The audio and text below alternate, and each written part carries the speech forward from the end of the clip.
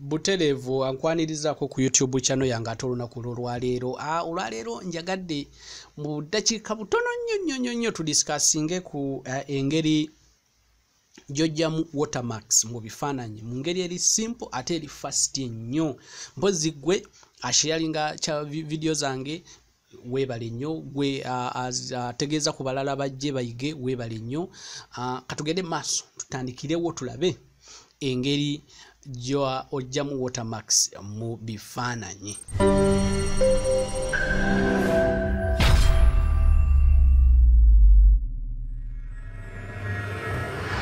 So buterevu tulina ebifaananyi ebyenjawulo. Pozi gwatamanyi watermark yeyinza okuba tag ya photographer, eyinza okuba ya company, eyinza okuba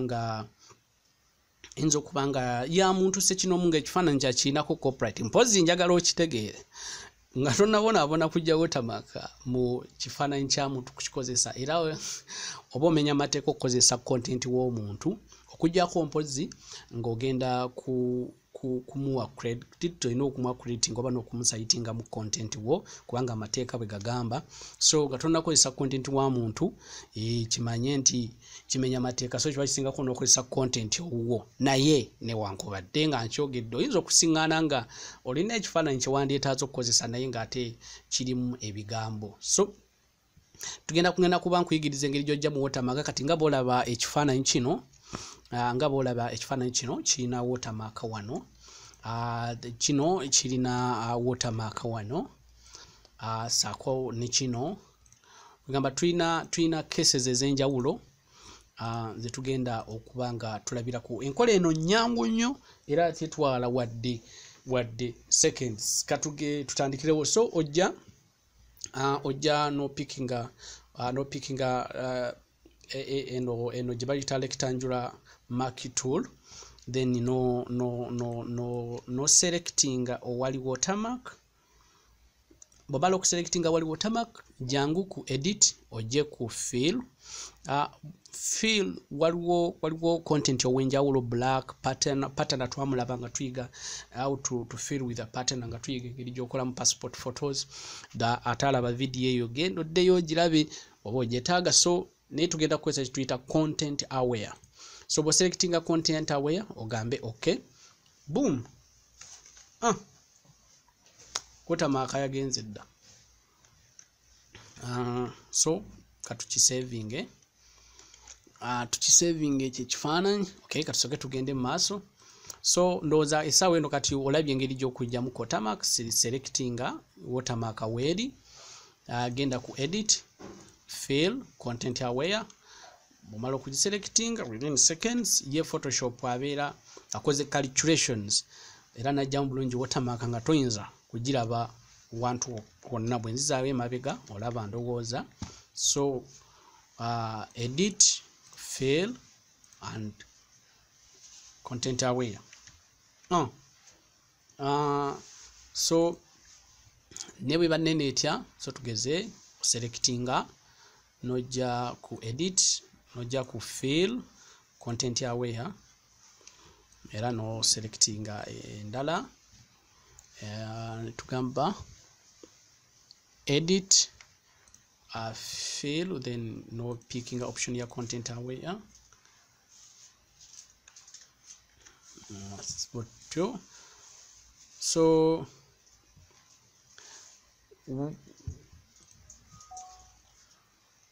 So katulabe bwe tuyinza okujjamu watermark eno. So tugenda ku selectinga part eno okusooka era tugende ku edit, tugende ku fill, content aware. Yes, control D to deselect, then to selecting ekitundu ekirala wano. Tuddeyo ku edit, fill, then content aware, and then to deselecting to zooming in. Then ngenda kukozesa selection tool ene eya lasso tool, then sobole okupickinga part ajenjagala era ngende ku file then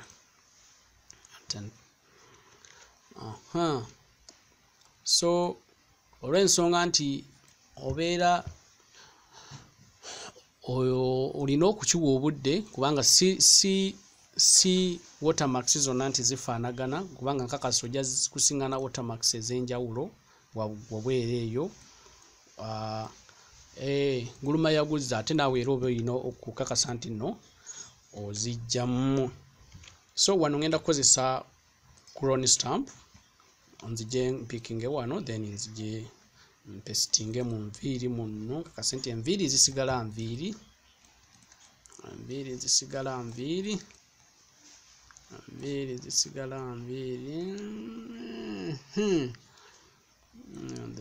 then bwe nzija wano ku lususu kampikinge no kankozese spot healing, nakukolesa spot healing then nkakase nti then nzije ne kweno watermark rectangular mark tool, then selecting eno ambe nti edit fill, then content aware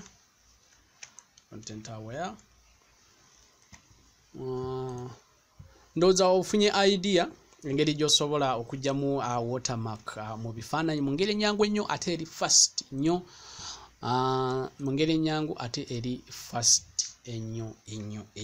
Weebale kulaba, yes, teweerabira ku subscribinga ate saako n'okusharinga, gabanako n'omulala, tegeeza abalala bajje tuyige IT mu Luganda. Tusinkane mu by'okuyiga ebiddako. Weeraba.